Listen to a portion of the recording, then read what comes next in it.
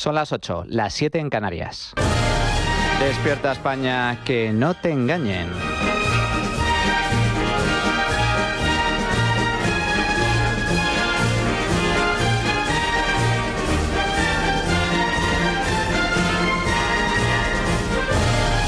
Sánchez no es presidente, sino el líder de una banda.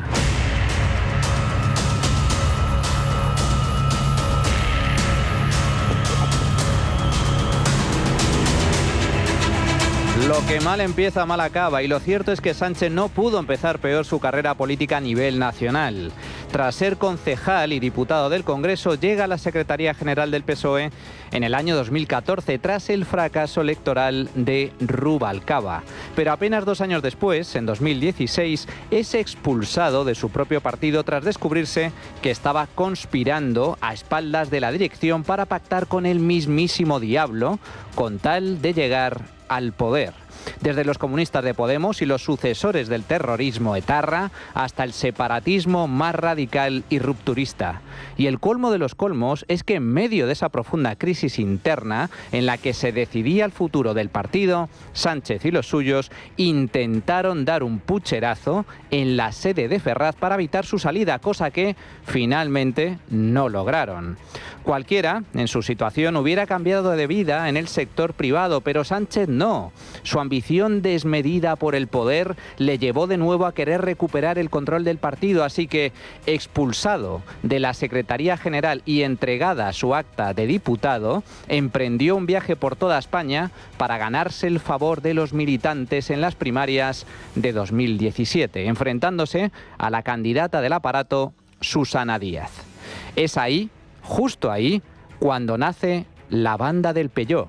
Sánchez, que no contaba con el favor del partido, hizo equipo con otros secundarios, incluso despojos del PSOE, como Santos Cerdán, implicado en una trama de corrupción en Navarra, José Luis Ábalos, conocido ya entonces por su vida alegre, y un tal Koldo García, cortador de troncos y portero de puticlub, entre otros quehaceres. Y lo increíble del asunto es que estos 4 personajes, con Sánchez al frente, se hicieron con las primarias, haciendo trampa, sí, según denuncia ahora el propio Koldo, con dinero procedente de la prostitución y el reparto de billetes entre militantes para saltarse las leyes de financiación. Pero la cuestión es que ganaron. ¿Y qué hizo entonces Sánchez? Pues retomar su plan y pactar una moción de censura con Bildu, PNV, Podemos y Esquerra, entre otros, para echar a Mariano Rajoy, usando como excusa una sentencia trampa sobre la corrupción del Partido Popular que posteriormente tuvo que ser corregida por el Tribunal Supremo. De trampa en trampa, de engaño a engaño y tiro porque me toca, trampa para hacerse con la dirección socialista y trampa para hacerse con el gobierno de España. A partir de ahí, el desastre. De aquellos polvos, estos lodos. Veamos. De los 4 que iban en el Peugeot, 3 ya han pasado por la cárcel. Santos Cerdán, ex número 2 del PSOE, salió la semana pasada tras la publicación de un demoledor informe de la UCO sobre el cobro de comisiones ilegales a cambio de obra pública. Pero esta semana le ha tocado el turno al también exsecretario de Organización y exministro de Transportes, José Luis Ábalos, acompañado de su asesor y hombre de confianza, Koldo García, acusados, entre otros escándalos, de enriquecerse con la compra de mascarillas en plena pandemia, mientras la gente se moría en los hospitales. 3 de 4. Ya solo queda Sánchez, el líder de la banda del Peugeot. La Fiscalía Anticorrupción pide 24 años de cárcel para Ábalos y otros 19 para Koldo por delitos tan graves como organización criminal, cohecho, tráfico de influencias y malversación. Ahí es nada. Lejos queda ya ese 2018 en el que Ábalos, entonces mano derecha de Sánchez, subía a la tribuna del Congreso para defender la moción contra Rajoy.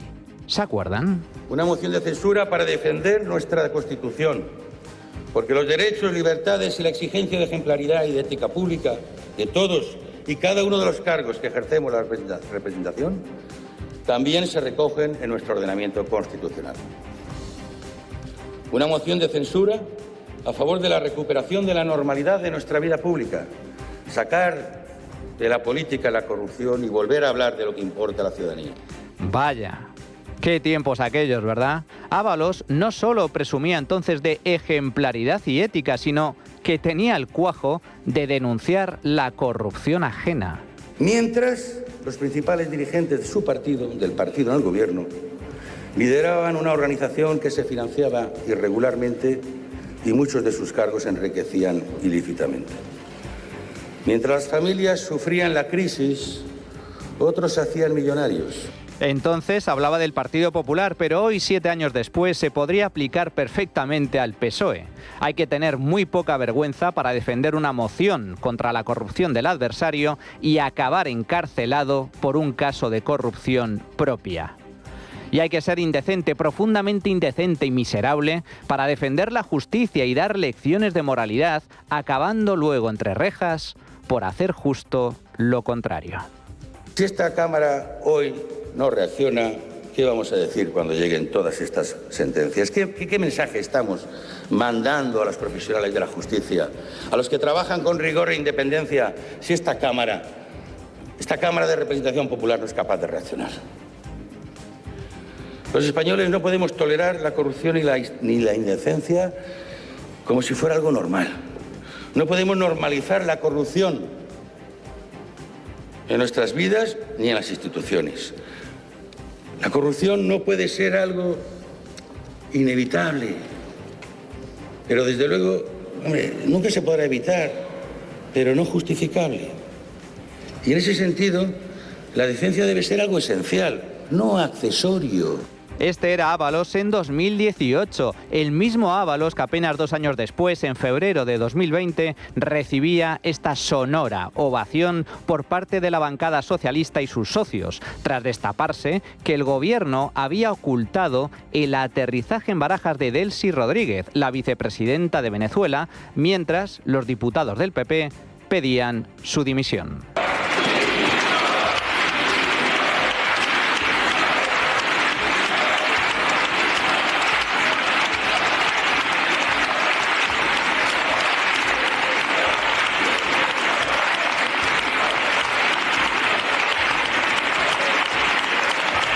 ...96 segundos de aplausos.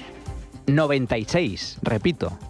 La vida son momentos y ese, sin duda, fue el momento cumbre de Ábalos. Secretario de Organización del Partido Socialista, hombre de confianza de Sánchez, ministro de Transportes. Tenía poder, tenía dinero y tenía, sobre todo, mujeres, muchas mujeres. Y encima era ovacionado por más de la mitad del Congreso. ¿Acaso se puede pedir más? El problema, amigos, es que la vida a veces es muy perra. De modo que hoy estás arriba y mañana estás abajo. Y cuando hablamos de política, mucho más, porque la política es una máquina de picar carne. Cuando tienes el poder, todo son facilidades y alabanzas, pero en cuanto lo pierdes, si te he visto, no me acuerdo, especialmente si te conviertes en un apestado por culpa de la corrupción, entre otros pecados. Este y no otro es el caso de Ábalos, el primer diputado en entrar en la cárcel, de momento de forma provisional. No es de extrañar que el juez lo mandara a prisión por riesgo de fuga si se tiene en cuenta que se enfrenta a más de 20 años de cárcel por tan solo uno de los varios escándalos que tiene en su haber. Desde el cobro de comisiones ilegales por la venta de mascarillas y la concesión a dedo de obra pública hasta el enchufe de prostitutas en organismos públicos. Sí, otra de las muchas hipocresías de la izquierda. Resulta que el muy feminista Ábalos... Soy feminista porque soy socialista, porque el compromiso con la igualdad entre hombres y mujeres forma parte del ADN de nuestro proyecto político. Un proyecto para construir un país sin desigualdades y en el que las mujeres se sientan libres, vivas y seguras. El mismo Ábalos que rechazaba la prostitución en público. Estoy absolutamente en contra de la explotación sexual de las mujeres, pero también de los hombres. Me da asco que alguien no tenga otro recurso más que entregarse a una relación que de normal no la haría. ¿Alguna vez has pagado por sexo? Bueno, pero vamos a ver. Yo, afortunadamente, no he necesitado recurrir a eso. Y entre otras cosas te diré, no me produce ninguna satisfacción saber que están por mí Por dinero. Solo por dinero. Luego, en privado, se repartía las putas con Koldo. Este trocito. Pues si vienen estas, claro, hay que buscar un sitio. Mira, si vienen de aquí ya sabes quién va a venir, eso lo tengo claro. Si vienen de aquí tienes a la Inana, ¿cómo es? A Inana, que está bien, ya está perfecta. Y la colombiana, ¿no? Y la colombiana nueva. Y la otra entonces... No, sí que quiere, la otra también, pero da por qué cambiarlas tú. Pero a ti te gusta más la Ariadna. No, claro, a Carlota se enrolla que te cagas. Pues la que tú quieras. O Ariadna y Carlota, toma por culo. Y el colmo de los colmos es que la factura de esos servicios sexuales se la pasaba a todos los españoles, tal y como explica Alejandro Entrambas-Aguas, periodista del Debate. ¿Por qué Ábalos colocaba a cada novia? ¿Era una cuestión de amor? ¿Era una cuestión de lealtad? Tú que lo has investigado más, ¿qué crees que era? Es que esas novias eran prostitutas. Claro, y es que eran novias que aparecían en catálogos, claro, de catálogos de prostitución. ¿Cuál era la estrategia de Ábalos? Bueno, pues mantener esas relaciones que costaban dinero, tal y como se desprende de las investigaciones que ha llevado a cabo la Guardia Civil, el Tribunal Supremo, también compañeros míos periodistas, y en vez de pagarlo de su bolsillo con su dinero privado, porque aquí nadie está criticando que Ábalos consumiera prostitución, eso puede ser más o menos ético perteneciendo al Partido Socialista, pero oye, lo que haga cada uno con su propio dinero, ¿no? Y en libertad, y siempre que la otra persona no sea obligada a mantener relaciones sexuales, en vez de pagarlo de su dinero, pues lo que hacía es la coloco en un puesto público y así me ahorro tener que pagarla, claro. Hasta aquí la historia del meteórico ascenso de Ábalos y su posterior caída a los infiernos. De ser uno de los hombres más poderosos del PSOE, del Gobierno y de España, a ser un diputado raso del Congreso por el Grupo Mixto y ahora un vulgar preso de Soto del Real al que le pueden caer muchos años de cárcel. Y claro, siendo esta su situación y sabiendo todo lo que sabe, normal que el pánico haya estallado tanto en Ferraz como en Moncloa. Ábalos sabe mucho y por tanto aún está a tiempo de negociar con Fiscalía un acuerdo para tratar de reducir al máximo su posible condena, tal y como por ejemplo está haciendo Víctor de Aldama, el nexo corruptor de la trama. Por el momento Ábalos y Koldo ya han empezado a mostrar sus cartas. Vaya por delante que todavía es pronto, dado que la partida acaba de empezar y los jugadores se guardan los ases en la manga a la espera del mejor momento para rematar. Pero los primeros movimientos ya marcan claramente el objetivo a batir, que no es otro que el propio Pedro Sánchez, el jefe, el número uno, el dueño del Peugeot. Koldo, por un lado, afirma que Sánchez se reunió a escondidas con Otegi en el año 2018 para acordar la moción de censura contra Rajoy. Y también dice que su suegro, el de las saunas, financió parte de su campaña en las primarias del PSOE, usando como donantes hombres de paja para eludir los controles. Mientras que Ábalos, por su parte, apunta directamente a Begoña Gómez en el turbio rescate de Air Europa y denuncia que el mismísimo Sánchez le advirtió personalmente de que Koldo estaba siendo investigado por la justicia. Una investigación que en teoría era secreta, tal y como ha relatado a OK Diario. Pues me dijo que estaban investigando, que la Fiscalía estaba investigando a Koldo. ¿Y la UCO? La Fiscalía me dijo. La UCO ya es instrumental, ¿no? Depende de la fuerza de seguridad a la que le encarguen la investigación. Era una investigación secreta, en teoría. ¿Eh? Que era una investigación secreta, en teoría. Claro. De hecho, la pieza era secreta, la que llevaba la audiencia en ese momento. Sí. La reacción del gobierno no se ha hecho esperar y, entre otras lindezas, le han llamado mentiroso, golfo, sinvergüenza, imbécil e incluso trastornado. Ay, José Luis, hay que ver cómo es la política. Demanda más del PSOE a loco del partido. Pero claro, la vida da muchas vueltas. Hoy es Ábalos y mañana, quién sabe. De momento ya han pisado la cárcel 2 secretarios de organización del PSOE y un asesor muy próximo a Pedro Sánchez. El fiscal general del Estado condenado, la mujer y el hermano del presidente imputados y varios ministros, altos cargos y expresidentes autonómicos bajo sospecha.